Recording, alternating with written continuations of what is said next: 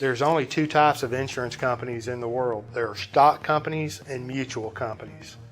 The profits of each company accrue to the owners of the company. Today, we'll be discussing a topic that often confuses many individuals: the difference between stock and mutual insurance companies. Whether you're looking to purchase insurance or simply curious about the industry, understanding this distinction is crucial. So let's get started. Before we explore the differences, let's begin with a quick overview. Both stock and mutual insurance companies operate in the insurance industry, providing various types of coverage to individuals and businesses. They offer policies such as life insurance, health insurance, auto insurance, and more. However, their ownership structures and the way they distribute profits among their policy holders are what sets them apart. In the case of stock insurance companies, they are owned by shareholders. These shareholders are individuals or other corporations who have purchased shares of the company's stock. The main objective of stock insurance companies is to generate profits for their shareholders. Their primary focus is on maximizing shareholder value and providing returns on investment. On the other hand, mutual insurance companies are owned by policyholders. When you purchase a policy from a mutual insurance company, you become a member and, in essence, a partial owner of the company. Now let's explore some of the key differences between these two types of insurance companies. 1. Ownership structure.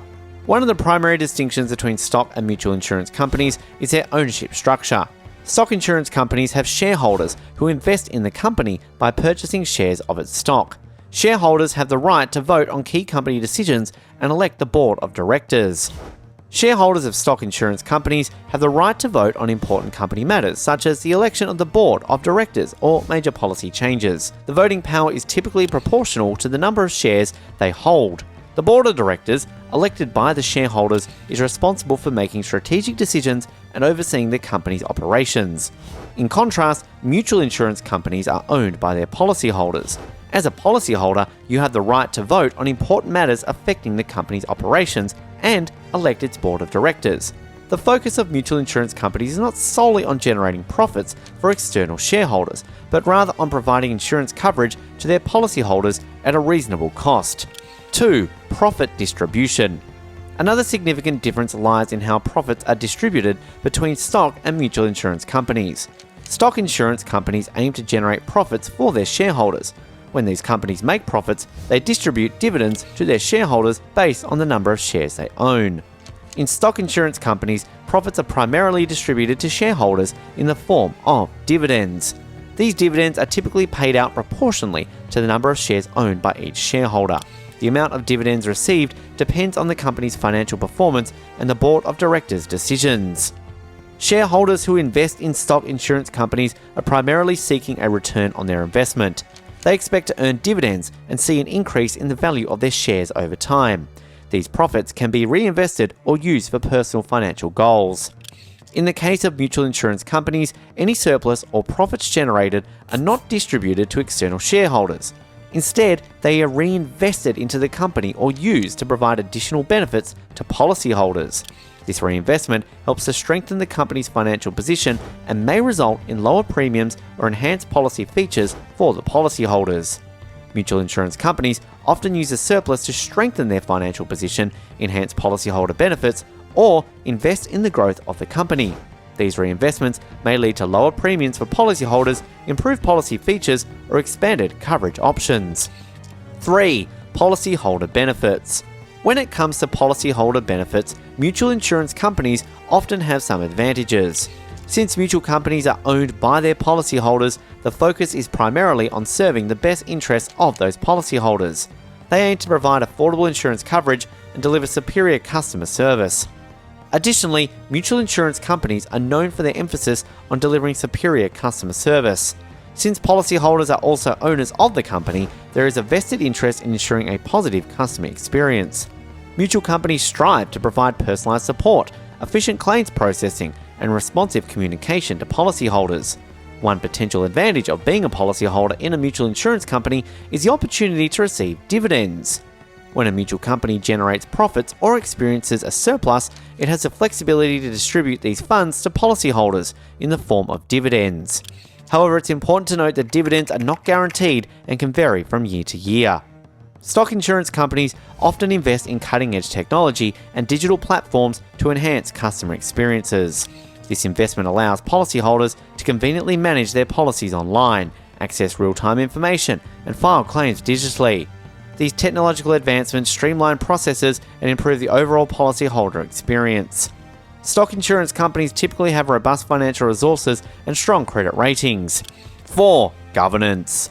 Governance structures also differ between stock and mutual insurance companies. Stock insurance companies are governed by their board of directors, who are primarily accountable to the shareholders. The decisions made by the board of directors aim to maximize shareholder value and ensure profitability. Stock insurance companies have a board of directors that is responsible for making key decisions and setting strategic directions for the company. The board is typically composed of individuals with the expertise in various fields such as finance, law, and business management. These directors are accountable to the shareholders and have a fiduciary duty to act in their best interests. On the other hand, mutual insurance companies have a different governance structure.